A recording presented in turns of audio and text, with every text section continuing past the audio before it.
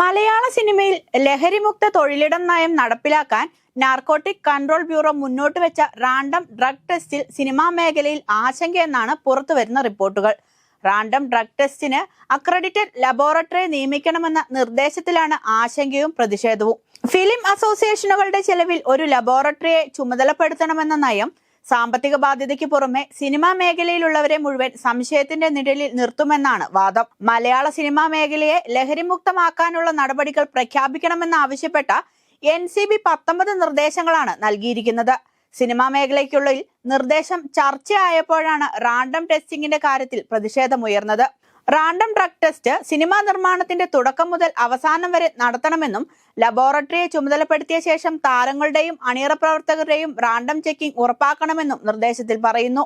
ലഹരിയുമായി ബന്ധമില്ലാത്തവരെയും random checking നടത്തുന്നത് സിനിമയുടെ പ്രവർത്തനങ്ങളെ ബാധിക്കുമെന്നാണ് ഒരു കൂട്ടർ പറയുന്നത്.